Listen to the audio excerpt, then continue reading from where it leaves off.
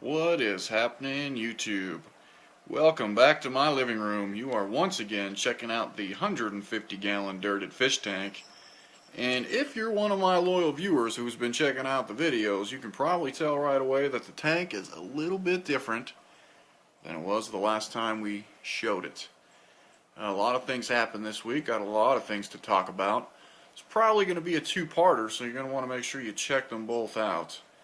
A lot of things have happened, like I said, plants, and if you can see back there, some fish.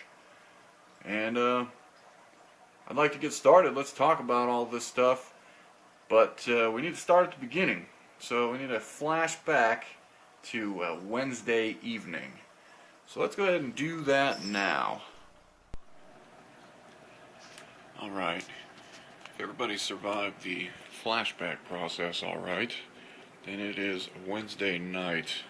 You see it's lights out in the tank, and it's kind of lights out in the living room. I'm going to go ahead and turn some light on here. There it is. And let me hit one of these lights too. Like I said, it's Wednesday night, and what I'm going to show you here is I've got a nice package in the mail today. As you can see, it came from a Garen Kreitzer of Lewistown, Pennsylvania, and I picked this up on Aquabid. It was a 50 fish auction off of Aquabid. 50 cardinal tetras came in a couple bags and some packed newspapers, and I got them in a bucket over here, and you're probably not going to be able to see it. But I promise they're all moving around down there, and I have not seen one that may be dead. Not one yet. 50 fish total, so I mean, if there is 50 in there, even if I lose one or two, I'd say that's pretty good.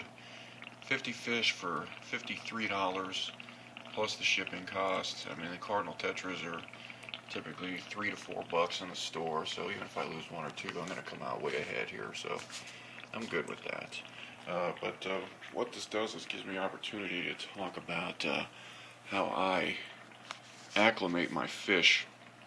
As you can see, I got a bucket here, and I got an air hose running from the tank. There's an air pump that's usually running my tank that's now running into this bucket. And the first thing I always do when I get fish home, always is get them into a bucket or some sort of an appropriate container. But the bucket's my favorite here. The bucket is only used for fish and aquarium activity, and that is it. Nothing else. Don't ever. It's always best to get some equipment that is used just for the fish tank, just for the fish, and aquarium supplies, activities, whatever you want to call it. That way you know that there's never been any chemicals or anything that might be dangerous to the fish inside your bucket. You know your bucket's clean. That way whenever I need to use it, I just rinse it off, use some paper towels to dry it, ready to go.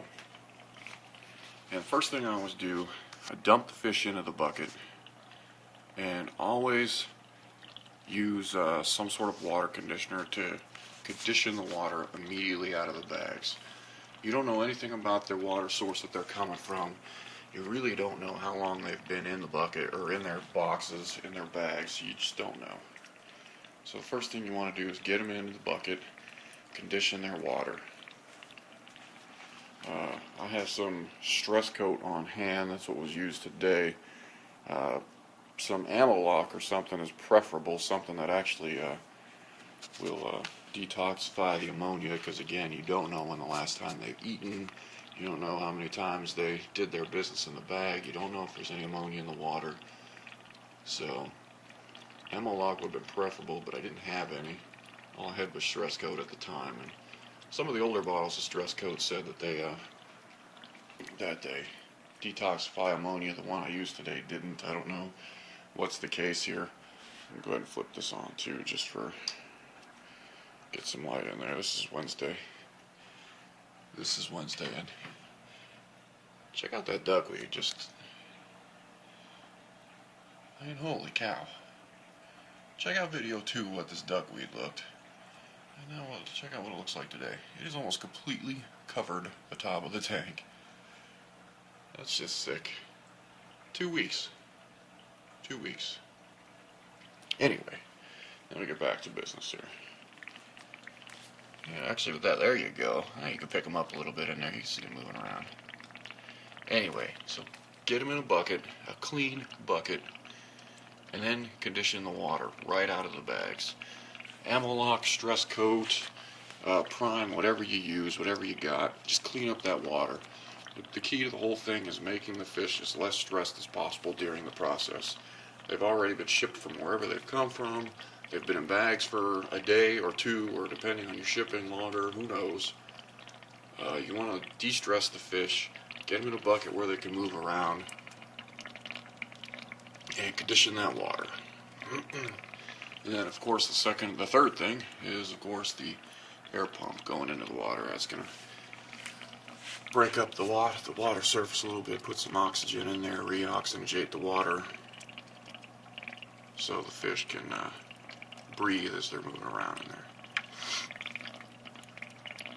So that's the setup. And then, of course, like everything else, I'll cup some water from my tank into the bucket every few minutes.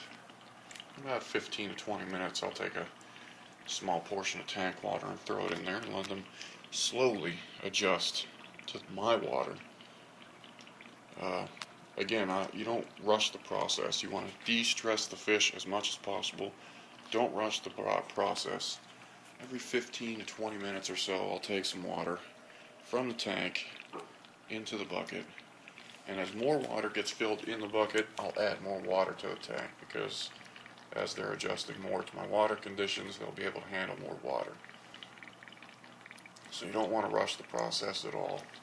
You make the fish comfortable, and then once the fish are in the tank, hopefully they live. I read online a lot that cardinal tetras tend to be a finicky species, and there tends to be a lot of losses from people who buy them. And now I've never bought this many at one time, and I've never bought any online before.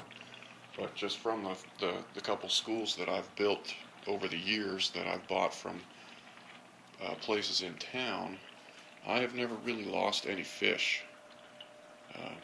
Over time, as they get older or get sick or whatever, I eventually lose them, of course, but during the acclimation process and even up to a month after, I've never lost any fish before. So with any luck, these guys won't be any different.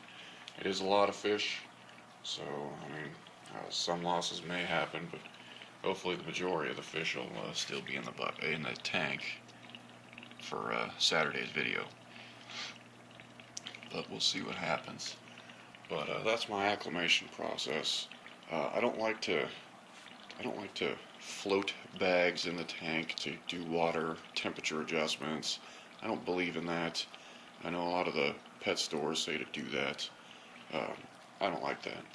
I think temperature is one of the easier things that fish can adjust to, and if you adjust your water conditions in the bucket slowly enough, they'll eventually adjust to the temperature of the water that you're putting in there. I like to get them out of the bag as fast as I can and detoxify the water that they're in, and then add my clean water, and I think it's just better for the fish. So I don't float. It's not a thing I like to do. I like to just get them out of the bucket or get them out of the bag as fast as I can. And normally, I don't like to net the fish either when I'm transitioning them from the bucket to the tank.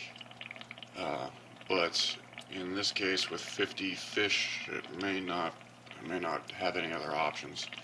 Other fish, I kind of like to either hand move them or something, depending on where it is. I might try and drain the water and just dump them in, depending. But I don't like to net them. I think that disturbs their slime coat. It stresses them out a little bit more.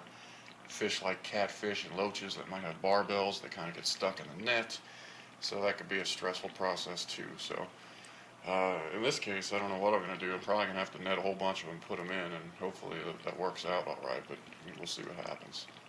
But at any rate, that's my acclimation process, and these are the guys that came today.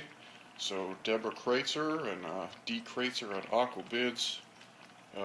So far, so good. Thanks for the great auction experience. Looks like there's a lot of live fish in there, so I appreciate that. But that's my acclimation process. Part 2, there's going to be another box and some other things to show off, so if you've watched this one entirely, you're going to want to check out part 2. More stuff.